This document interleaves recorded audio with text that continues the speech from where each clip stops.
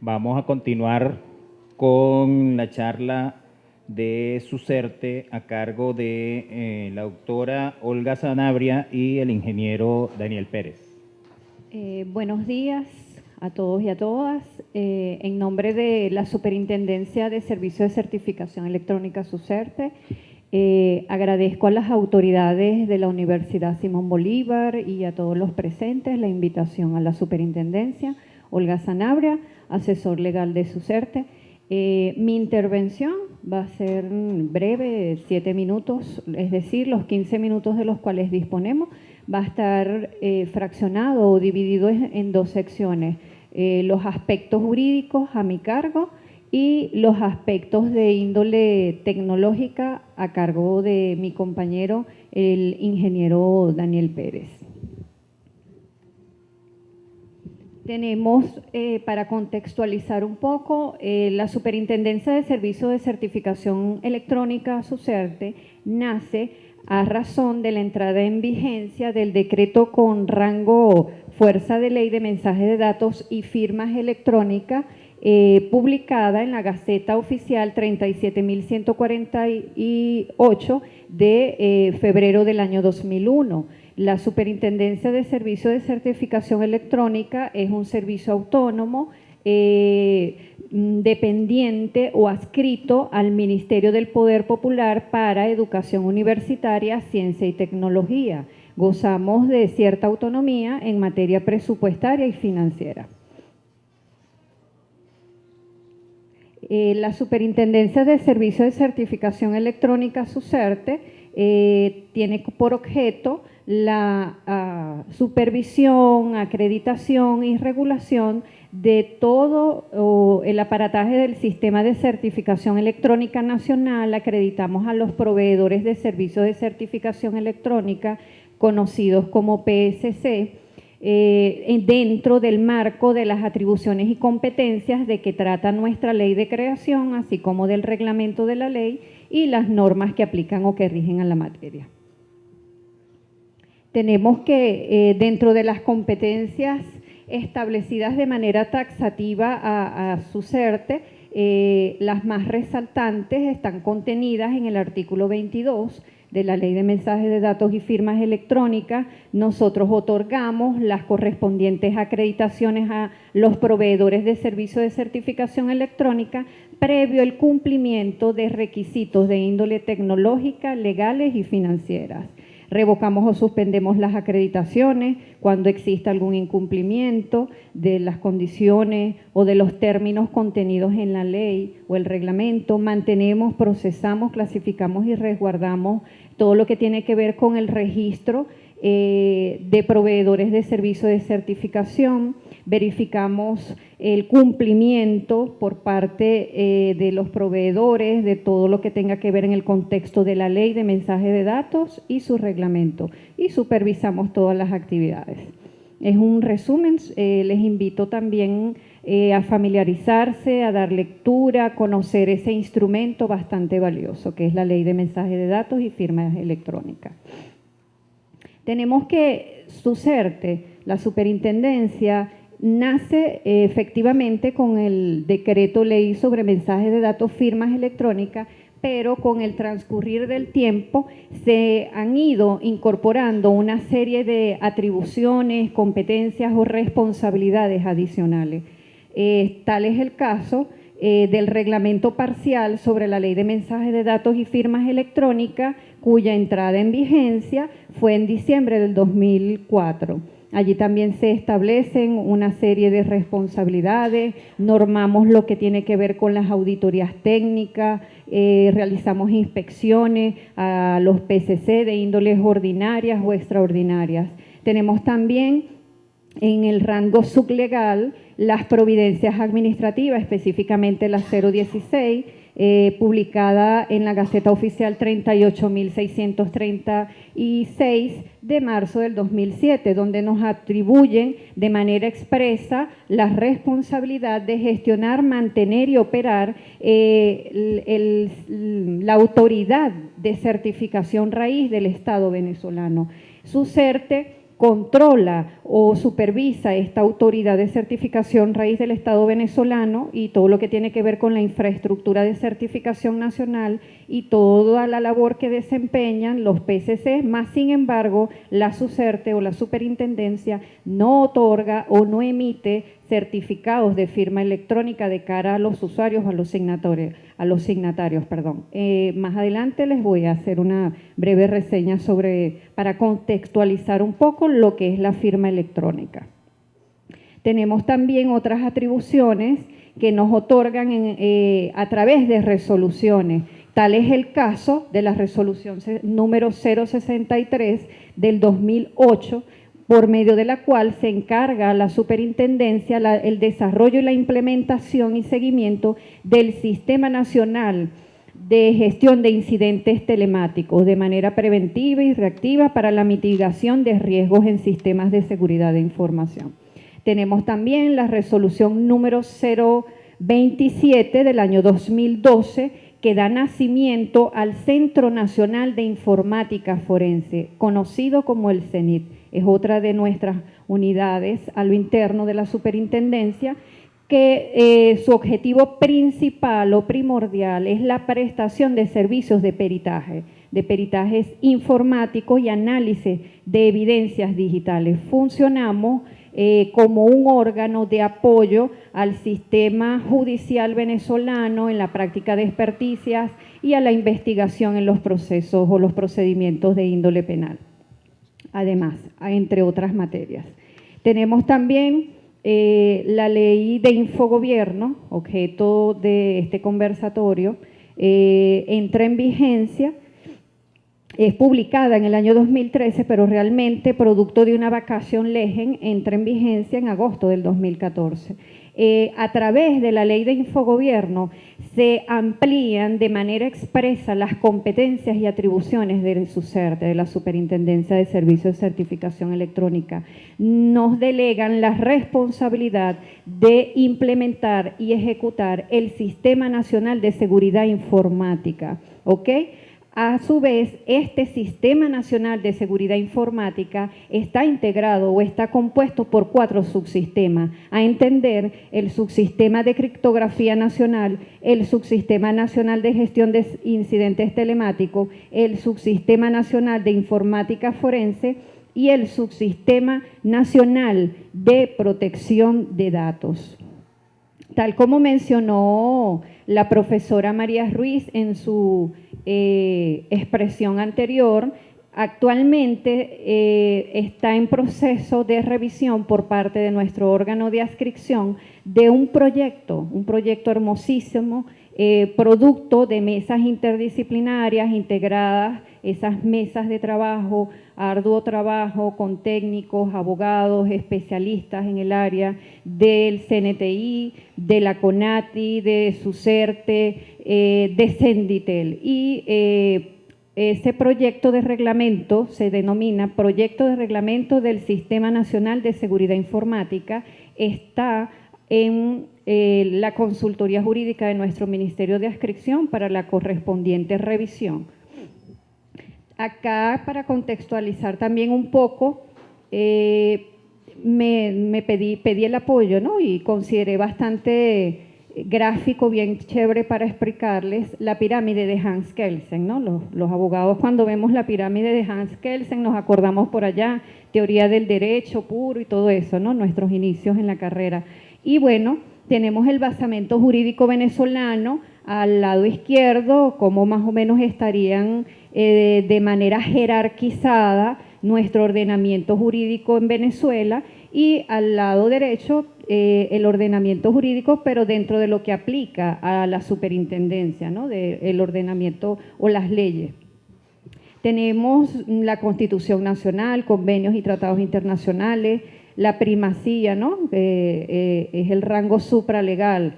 La Constitución Nacional está por encima de todos los demás instrumentos. Posteriormente tenemos las leyes orgánicas, leyes especiales, leyes ordinarias, decretos. El nivel denominado sublegal está constituido o conformado por reglamentos, ordenanzas, resoluciones, providencias, y Finalmente, las decisiones. Tenemos las normas, sentencias jurídicas que emanan de los tribunales de la República, actos administrativos, contratos e instrucciones. Por otro lado, del lado derecho tenemos igualmente la Constitución, los tratados internacionales, la Ley Orgánica de la Administración Pública, de la Gaceta Oficial Extraordinaria 6.147, tenemos la Ley Especial contra Delitos Informáticos que tipifica la comisión de algunos delitos a través de medios que utilizan tecnología de información. Tenemos la Ley de Infogobierno, el decreto con fuerza de ley sobre mensajes de datos y firmas electrónicas, tenemos el reglamento parcial de ley de infogobierno que, tal como les mencioné, está en proyecto, pero quise graficarlo para contextualizar el grado, ¿no? Dónde quedaría a nivel jerárquico en cuanto a la aplicación de la ley.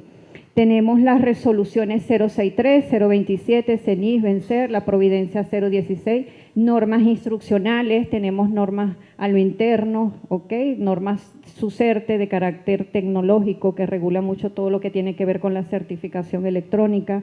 Tenemos contratos, convenios, acuerdos y bueno, una instrucción que es una línea generalizada, plan cero papel, lo que invita a pasar de ese esquema, ¿no? De todo papel y migrar a la parte del uso de los certificados y firmas electrónicas, que es el otro aspecto que voy a desarrollar brevemente. Tenemos en nuestra ley de mensajes de datos y firmas electrónicas un conjunto de definiciones, ¿ok?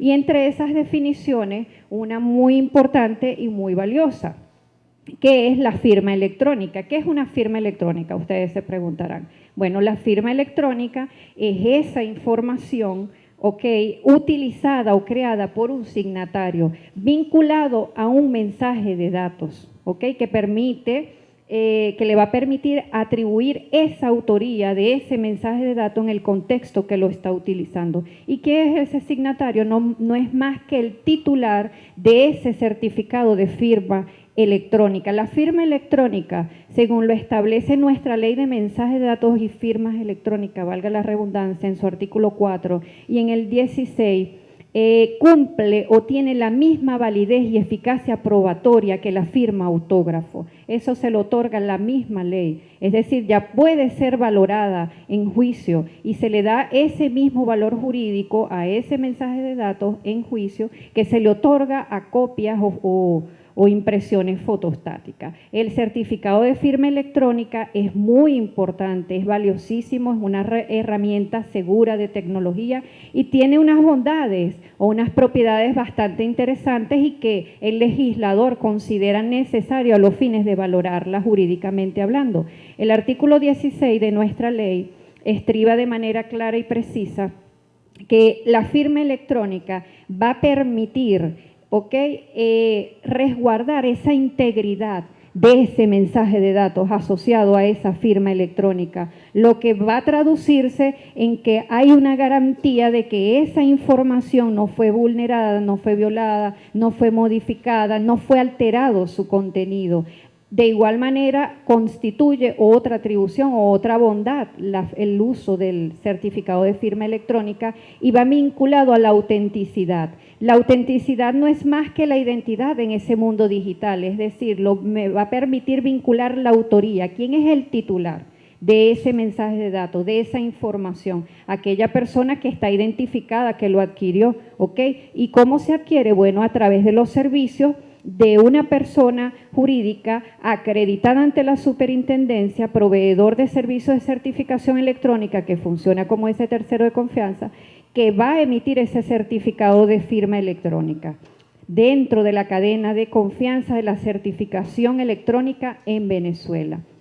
En Venezuela actualmente solo contamos con 2 proveedores de servicios de certificación electrónica acreditados y válidamente activos, uno de naturaleza pública y uno de naturaleza privada. Procer de naturaleza privada y el FIC de naturaleza pública. Bueno, seguida después de mi expresión tiene la palabra el representante de Procer.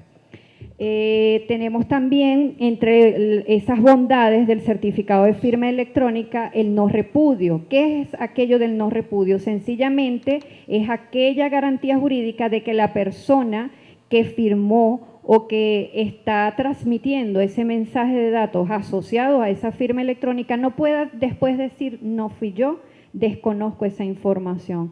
No puede. Realmente ya al estar casado ese mensaje de datos con esa firma electrónica, automáticamente queda identificada esa persona y no opera, o sea, no se permite el no repudio. Tenemos este diagrama de basamento jurídico aplicable a SUSERTE, la Constitución de la República Bolivariana de Venezuela, el decreto con fuerza de ley sobre mensajes de datos y firmas electrónicas, la ley Infogobierno.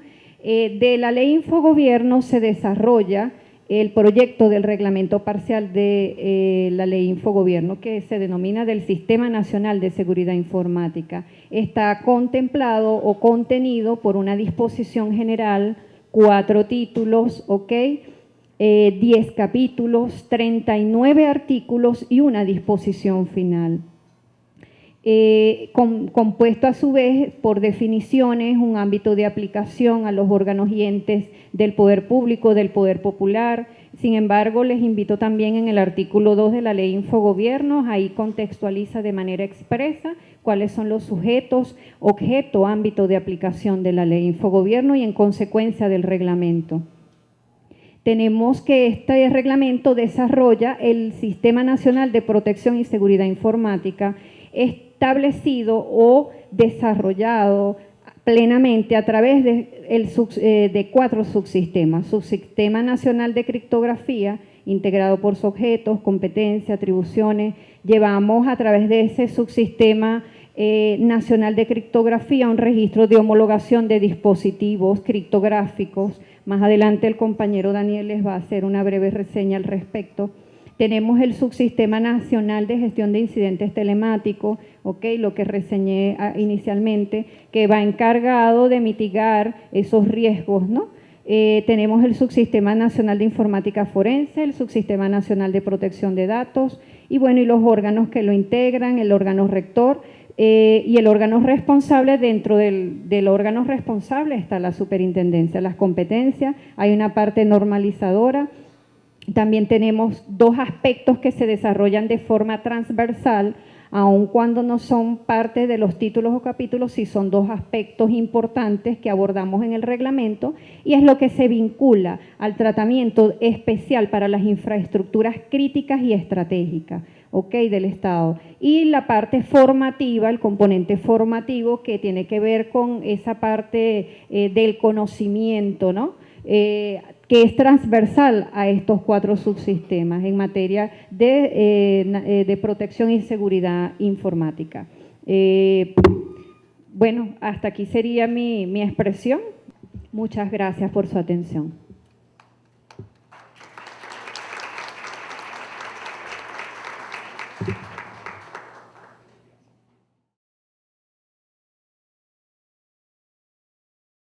Ok, muy buenos días.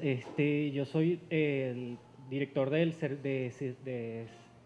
Servicio de Certificación Electrónica y Criptografía de la Superintendencia de Servicios de Certificación Electrónica y como me quedó un poquito de tiempo voy a tratar de ser bastante breve.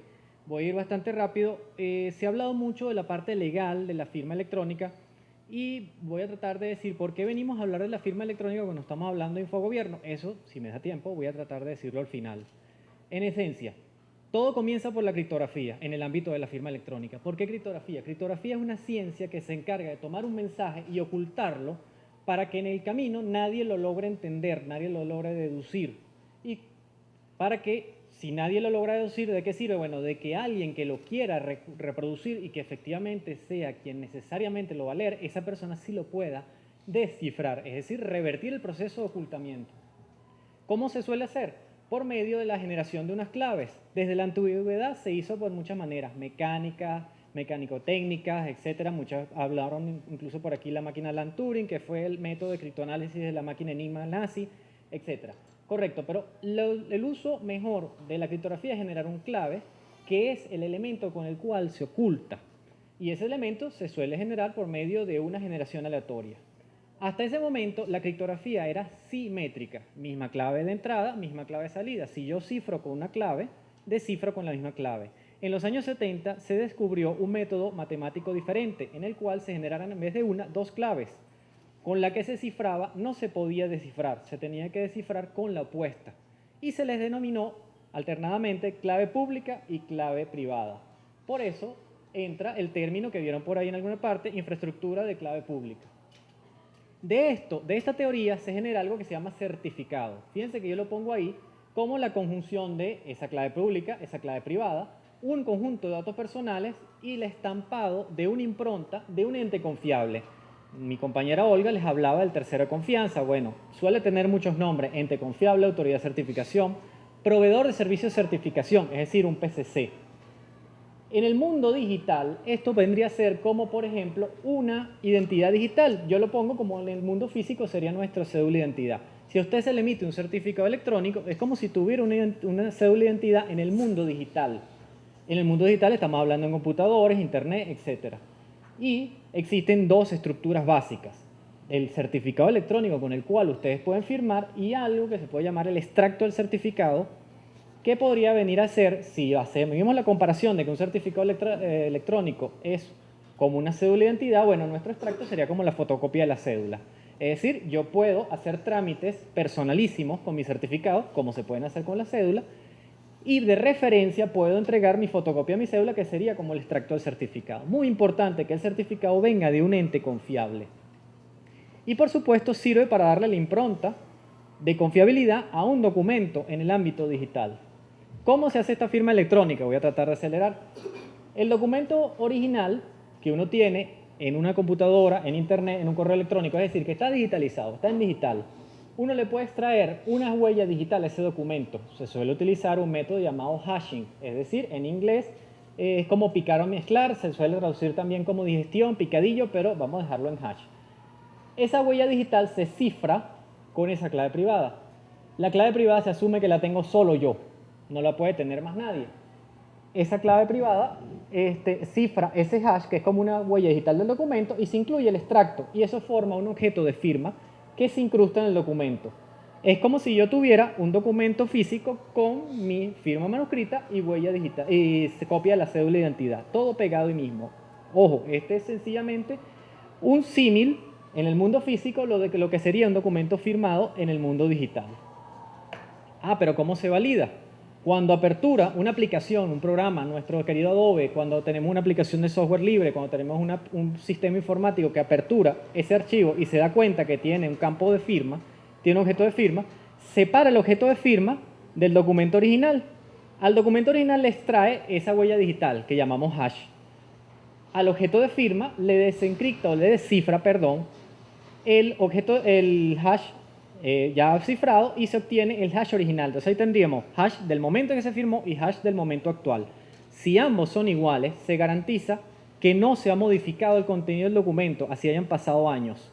Igualmente, con el extracto del certificado se puede ir al ente confiable y validar por diversos métodos, que probablemente el doctor Lovera a lo mejor les comente, que hacen que se valide esa identidad. Es decir, el certificado sí pertenece a ese ente y no fue emitido por un tercero no confiable. ¿Cómo se garantiza la validez de una firma electrónica? Por varios medios. El certificado electrónico cumple con los estándares, protocolos y formatos internacionales. De nada sirve tener un formato de certificado electrónico que no es reconocido en el mundo, que no cumple con los estándares. Tiene que cumplir con esos estándares. La clave privada está bien almacenada. Por ejemplo, en una tarjeta inteligente, que es muy similar a una tarjeta de débito, o puede estar en un token, que es parecido a un pendrive, pero con cierta seguridad, o puede estar en un archivo cifrado con una contraseña.